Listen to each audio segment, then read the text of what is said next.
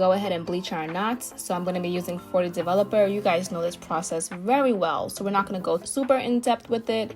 I'm going to be using 1.5 scoops of this BW powder, and then I'm going to be using a scoop of, well, I'm going to be using the same blue cup that came with the powder, and only fill this up once and mix it with the powder to create a nice thick consistency.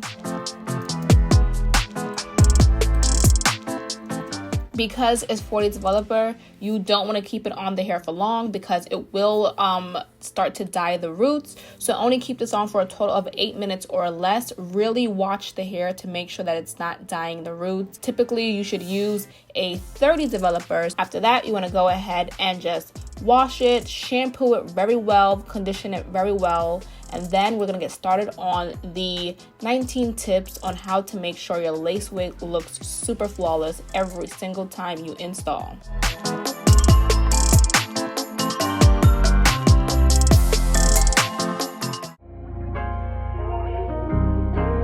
For this tip, you can go ahead and use a stocking cap to keep the hair underneath nice and neat. I'm not necessarily using it for brightening purposes. I'm gonna just slide it back as much as possible.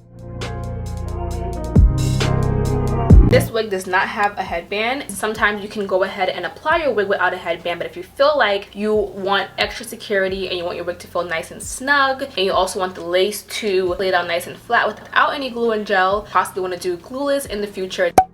You don't want to use a headband or do not know how to install a headband, I do have several videos where I show you in depth how to do this. Still, do not want to use a headband. You can actually tighten the areas back here, and that will actually keep the wig nice and snug.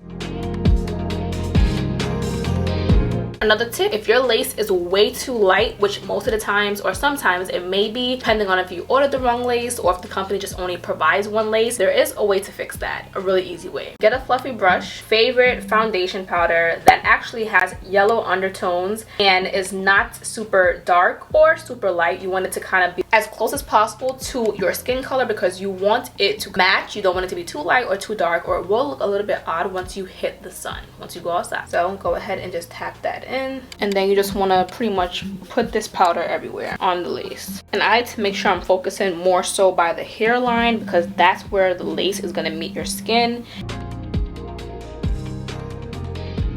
Now that that's done, and today we're going to be using glue. I know.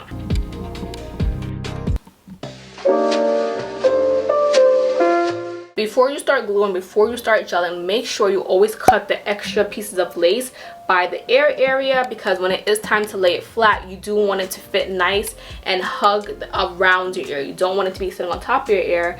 I can't find my scissors. You make sure you use the scissors. If you're not experienced with this razor thingy, make sure you do not cut too high up or you'll be able to see all your edges from right here and under. And make sure you don't keep on too much or it'll be uncomfortable.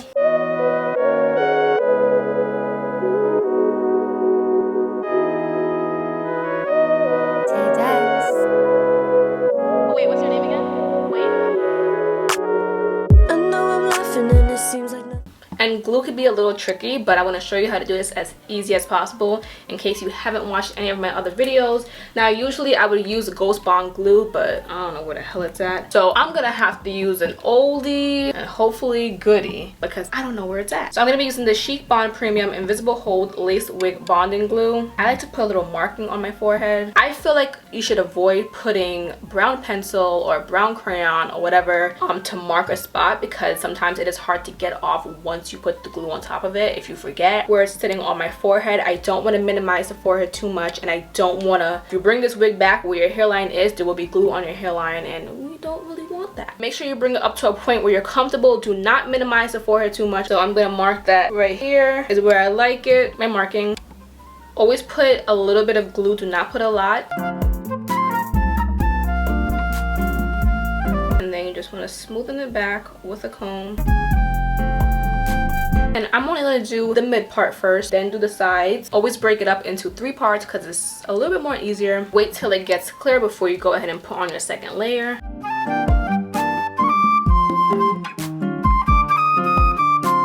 And if you can see, it's not in my hair at all. Okay, so it's practically dry. I'm going to pull this up. And if you can help it, try not to press it in too much. So glue is one of those things where it doesn't really have a lot of wiggle room, and I feel like once you put it down like this, do not pick this up to like pick it up or shift it or whatever, because it's going to get white because the glue is kind of tacky. All right, now we're gonna go ahead and do the sides. Right here is where we stopped. Don't pull it up too much. Get your clip and kind of let that be held there.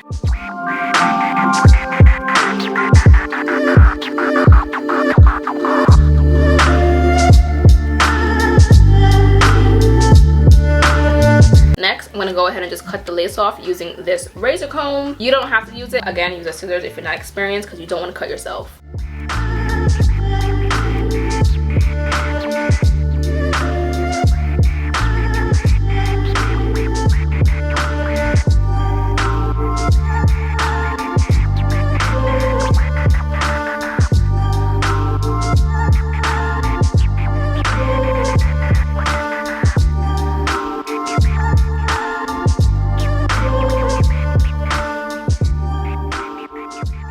So guys, if you have any excess glue around the area, get some alcohol, get a Q-tip, and just rub that area lightly.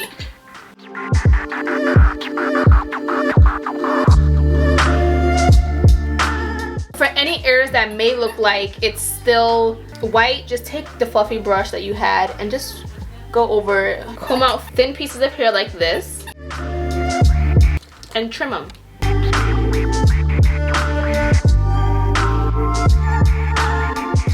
Now take setting foam wrap paper or a bandana or a scarf and just wrap your edges for it to stay nice and set. So I'm just going to go ahead and create a part. If you're having trouble with the part laying flat, go ahead and use some setting foam to just spray or place right here. Take a comb and just comb it in.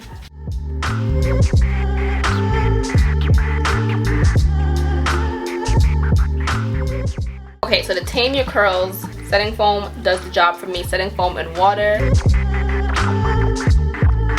I just run my hands through it. And then just scrunch it. It tames the curls and it's gonna dry really nice. If you feel like right here is too high for you, take a curling iron or a hot comb and just flatten it down. And then if you want to brighten your parts and make it match the stocking cap, which is back here, just use some foundation that's your skin color, a pointy brush, and just color it.